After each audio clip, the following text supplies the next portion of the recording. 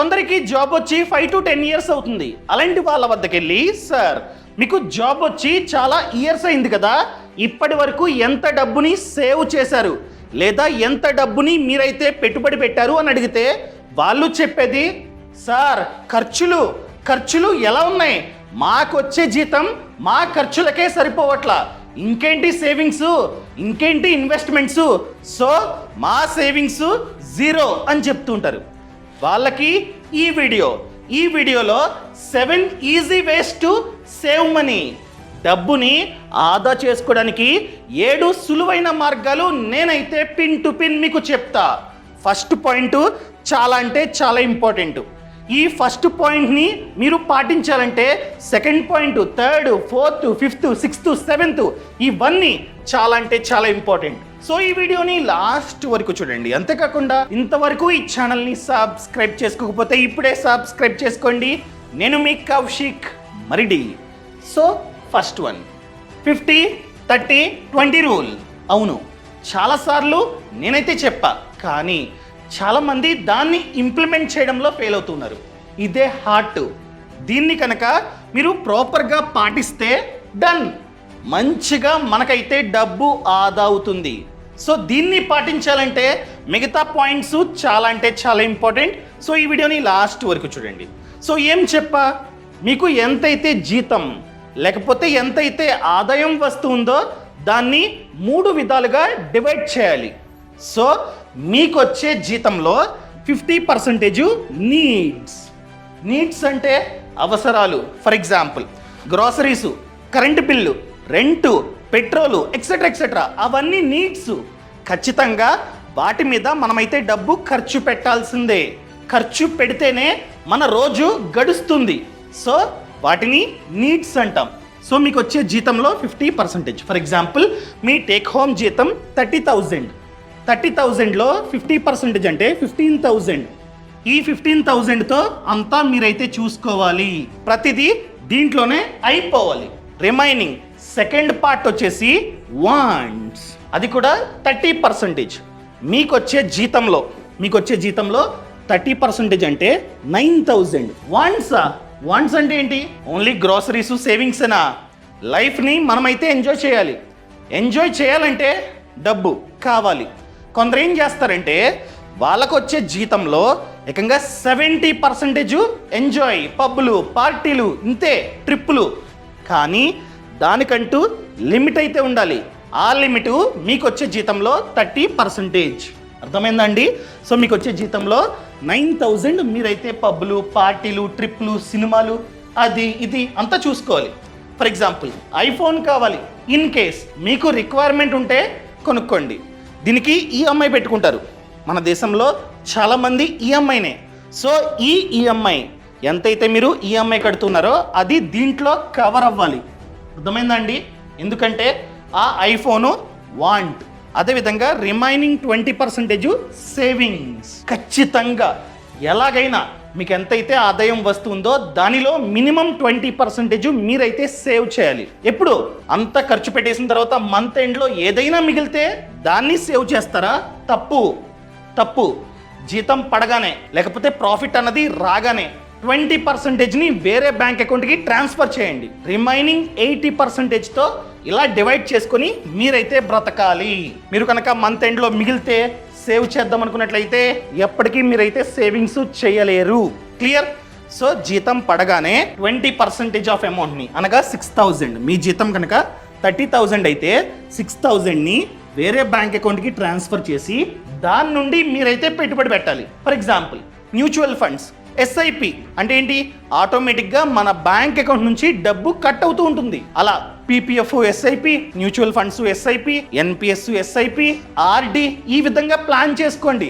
Different investment options. అలా చేసుకుంటే మనకి చాలా డబ్బు ఆదా అవుతుంది. ఫర్ ఎగ్జాంపుల్ మీ జీతం చాలా ఎక్కువ, 30,000 కాదు, లక్షల్లో మీకైతే జీతం ఉంది. అలాంటప్పుడు ఈ ఫార్ములా పని చేయదు. మీకు ఇంకొక ఫార్ములా ఉంది, అదే 30-20-50 రూల్. సేమ్ అండి. ఎంతైతే జీతం వస్తుందో దానిలో 30% నీడ్స్, అవసరాలు. ఎందుకంటే ఇక్కడ మీ ఆదాయం పెరిగింది, సో ఖచ్చితంగా మీరు మీ సేవింగ్స్ని పెంచుకోవాలి. ఫర్ ఎగ్జాంపుల్, లక్షల్లో జీతం, జస్ట్ సేవింగ్స్ 20%. రాంగ్, తప్పు, పాటించకండి. ఇది పాటించండి.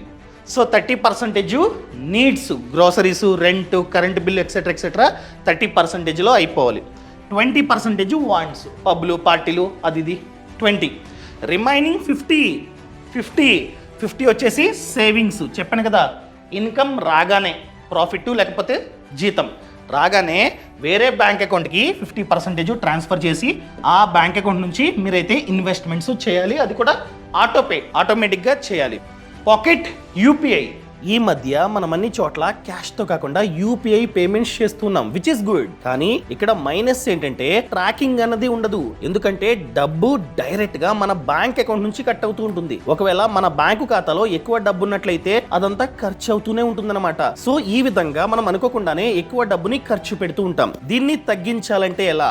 సింపుల్ అండి. బెస్ట్ సొల్యూషన్ వచ్చేసి ముందుగానే మొబైల్ వ్యాలెట్ లో టాప్అప్ చేసుకోవాలి. ఫర్ ఎగ్జాంపుల్, మీరు 10,000 ఖర్చు పెడదాం అనుకుంటున్నారు. 10,000 ముందుగానే మొబైల్ వ్యాలెట్ లోకి టాప్అప్ చేసుకుని దాన్నే యూపీఐ పేమెంట్స్ కి మనం కనుక యూజ్ చేస్తే చాలా అంటే చాలా డబ్బు ఆదా అవుతుంది అండ్ ట్రాకింగ్ ఉంటుంది. అంతే కదా, 10,000 ముందుగానే యాడ్ చేస్తాం. సో 10,000 రూపాయలు తగ్గుతూ ఉంటుంది అనమాట. సో ట్రాకింగ్ అన్నది ఉంటుంది. అదే విధంగా జాగ్రత్తగా మనమైతే ఉంటాం. అసలు ఇలాంటి ఫీచర్ ఎక్కడుంది? MobiKwik app. ఈ యాప్ లో ఈ ఫీచర్ అయితే ఉంది. ఈ ఫీచర్ పేరు పాకెట్ యూపీఐ. ఈ మొబిక్విక్ యాప్ లో మనమైతే ఈజీగా స్కాన్ చేసి పేమెంట్స్ చేసుకోవచ్చు అనమాట. నార్మల్ గా యూపీఐ ఎలా వర్క్ అవుతుందో సేమ్ అండి. కాకపోతే డబ్బు అన్నది మన వ్యాలెట్ నుండి కట్ అవుతూ ఉంటుంది. ముందుగానే మనమైతే యాడ్ చేసుకుంటాం. ఫర్ ఎగ్జాంపుల్, మీరు 10 రూపీస్, 20 రూపీస్, 30 రూపీస్ ఆ విధంగా కడుతూ ఉంటారు. ఒకవేళ డైరెక్ట్ గా యూపీఐ చేస్తే మీ బ్యాంక్ లో చూపిస్తూ ఉంటుంది ట్రాన్సాక్షన్లు అన్ని 10 రూపాయలు, 20 రూపాయలు అన్ని చూపిస్తూ ఉంటాయి. అదే మీరు కనుక ఒకేసారి 10,000 యాడ్ చేస్తే ఒక ట్రాన్సాక్షన్ మాత్రమే చూపిస్తూ ఉంటుంది. అదే విధంగా ట్రాకింగ్ ఉంటుంది అనమాట. ఇది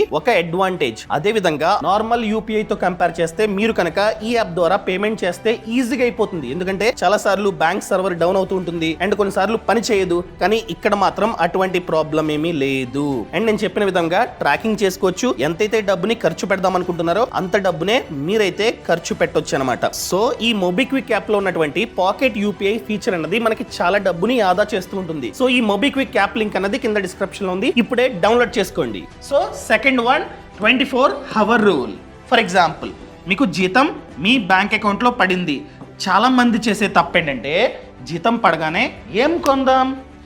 మొబైలా, ఎయిర్పోర్ట్సా, వాచా, ల్యాప్టాపా, బట్టలా, షూవా, ఏం కొనాలి? ఏదో ఒకటి ఖచ్చితంగా కొంటారనమాట.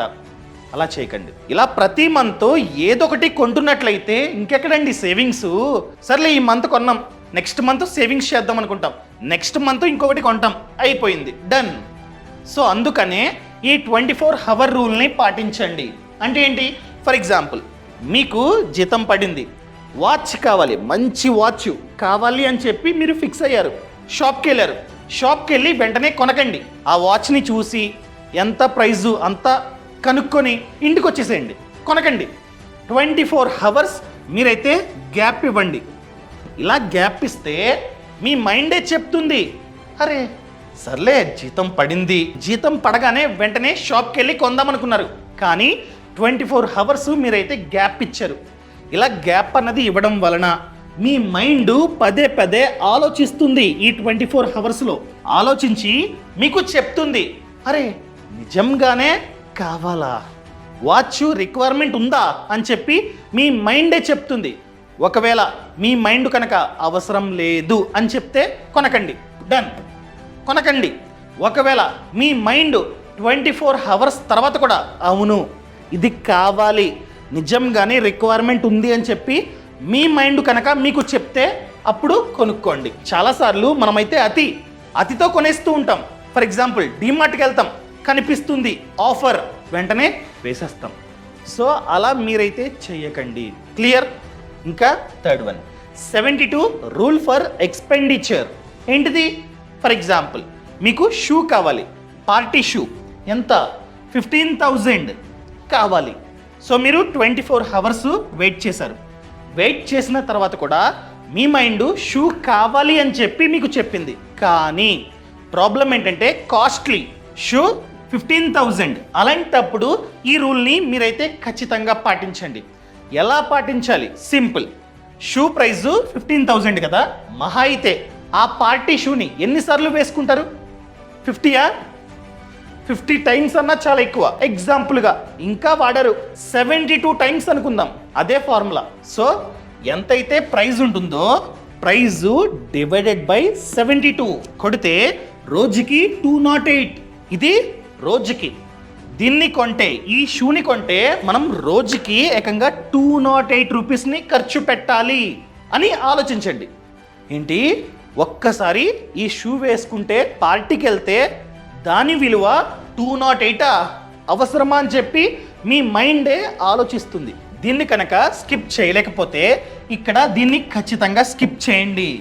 ఈ విధంగా కౌంట్ చేసుకొని ఆలోచించండి, మీ మైండే మీకు సమాధానం చెప్తుంది. ఒకవేళ ఒక ఐటెం ఫర్ ఎగ్జాంపుల్ వాచ్, దీన్ని ప్రతిరోజు మీరైతే వాడతారు అనుకుందాం. అలాంటప్పుడు మీరు 2 ఇయర్స్, దీన్ని 2 ఇయర్స్ పాటు ప్రతిరోజు వాడతా అనగా 730, దాని ప్రైజు డివైడెడ్ బై 730 కౌంట్ చేయండి. రోజుకి ఎంత? ఒకవేళ తక్కువ అయితే కొనుక్కోండి, ఎందుకంటే ఆల్రెడీ మీరు దీన్ని పాటించారు. దీన్ని పాటించిన తర్వాతే కొందామని ఫిక్స్ అయ్యారు కాబట్టి ఒకవేళ పర్ డే రోజుకి ఖర్చు తక్కువ ఉంటే కొనుక్కోండి, ఎక్కువ ఉంటే నో. ఈ విధంగా మీరు ఖచ్చితంగా పాటించండి. ఇంకా 4th 30 డేస్ సేవింగ్స్ ఛాలెంజ్. ఏంటి 30 డేస్ సేవింగ్స్ ఛాలెంజా అంటే ఏంటి? సింపుల్ అండి. ఏవైతే ఖర్చులు ఎక్స్ట్రాగా, ఫర్ ఎగ్జాంపుల్ మీకు వచ్చే జీతం అంతా ఖర్చు అయిపోతుంది. సో ఎక్కడెక్కడ మీరు ఎక్స్ట్రాగా ఖర్చు పెడుతున్నారో అవన్నీ ఆపేయండి. 1 మంత్, ఒక month done, quit. For example బయట ఫుడ్ అస్తమాటు తింటూ ఉంటారు restaurants, no, cancel 1 month.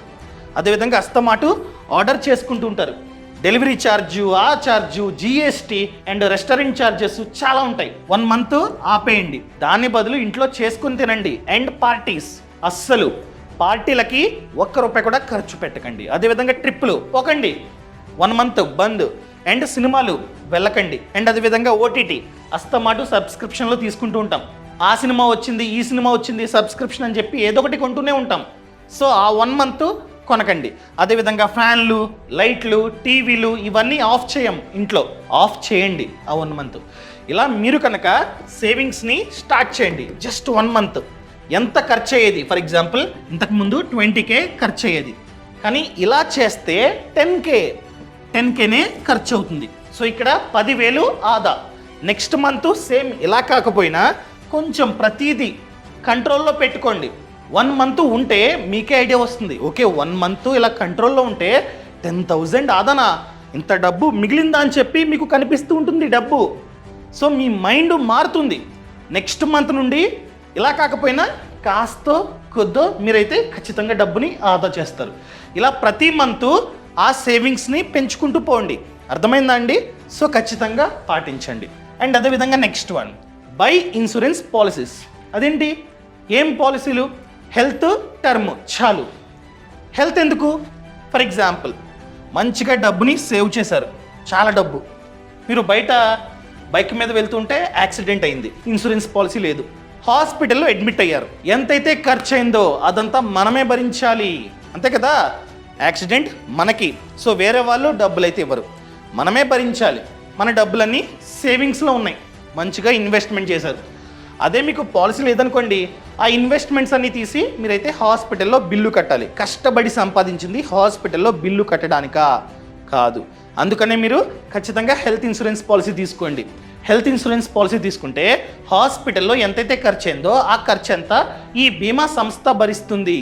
So ఖచ్చితంగా మీరైతే పాలసీ తీసుకోండి. అదేవిధంగా టర్మ్ ఇన్సూరెన్స్, మీరు హోమ్ లోను, కార్ లోను, అది ఇది తీసుకుంటారు. రేపు పొరపాటున రిస్క్ అయితే మన కుటుంబం భరించాలి. ప్రతి లోను మన కుటుంబమే కట్టాలి. హోమ్ లోన్ తీసుకున్నాం, పోయాం, అలాంటప్పుడు బ్యాంక్ వచ్చి ఇంటిని స్వాధీనం చేసుకుంటుంది, మన ఫ్యామిలీకి ఇల్లు ఉండదు. సో అందుకనే మీరు టర్మ్ ఇన్సూరెన్స్ పాలసీ తీసుకున్నారనుకోండి బెటర్. ఫర్ ఎగ్జాంపుల్ 2 కోట్ల కవరేజ్ని చూస్ చేసుకుంటే మనం పోతే మన కుటుంబానికి 2 కోట్లు వెళ్తాయి, వాళ్ళు ఆర్థికంగా బాగుంటారు. సో అందుకనే తీసుకోండి. అండ్ 7th వన్, చాలామంది మంచిగా డబ్బుని ఆదా చేస్తూ ఉంటారు, కానీ క్రెడిట్ కార్డులు వాడి ఆన్ టైంలో కట్టరు. ఆన్ టైంలో కట్టకపోతే వడ్డీ పడుతూ ఉంటుంది. వీళ్ళు ఎంతైతే ఆదా చేస్తారో అదంతా వడ్డీ రూపంలో పోతూ ఉంటుందన్నమాట.